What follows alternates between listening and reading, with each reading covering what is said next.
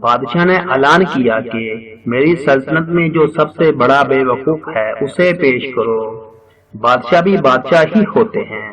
خیر حکم تھا، عمل ہوا اور بے وقوف کے نام سے سینکڑوں لوگ پیش کر دیے گئے۔ بادشاہ نے سب کا امتحان لیا اور فائنل راؤنڈ میں ایک شخص کامیاب بے وقوف قرار پایا۔ بادشاہ نے اپنے گلے سے ایک قیمتی ہار اتار کر اس بے وقوف کے گلے میں ڈال دیا۔ وہ بے وقوف اعزاز پا کر اپنے گھر لوٹ گیا۔ ایک عرصے کے بعد بے وقوف بادشاہ سے ملنے کے خیال سے آیا۔ بادشاہ مرض الموت آخری وقت گزار رہا تھا۔ بادشاہ کو بتایا گیا۔ بادشاہ ملاقات کے لیے مان گیا۔ بے وقوف حاضر ہوا۔ بادشاہ سلامت، آپ لیٹے ہوئے کیوں ہیں؟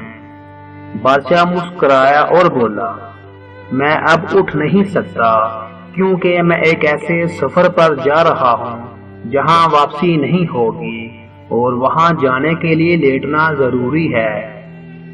بے وقوف نے حیرت سے پوچھا، واپسی نہیں آنا؟ کیا ہمیشہ وہیں ہی رہنا ہے؟ بادشاہ بے بسی سے بولا، ہاں ہمیشہ وہیں رہنا ہے۔ تو آپ نے تو وہاں یقیناً بہت بڑا محل، بڑے باغیچے، بہت سے غلام، بہت سی بیگمات اور بہت سمانہ عیش روانہ کر دیا ہوگا۔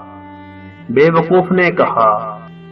بادشاہ چیخیں مار کر رو پڑا۔ بے وقوف حیرت سے بادشاہ کو دیکھ رہا تھا۔ اسے سمجھ نہ آئی کہ بادشاہ کیوں رو پڑا ہے۔ نہیں، میں نے وہاں ایک جھونپڑی بھی نہیں بنائی، روتے ہوئے بادشاہ کی آواز نکلی۔ کیا ایسا ہو سکتا ہے؟ آپ سب سے زیادہ سمجھدار ہیں۔ جب آپ کو پتا ہے ہمیشہ وہاں رہنا ہے، ضرور انتظام کیا ہوگا، بے وقوف نے کہا۔ افسوس، سدا افسوس کہ میں نے کوئی انتظام نہیں کیا۔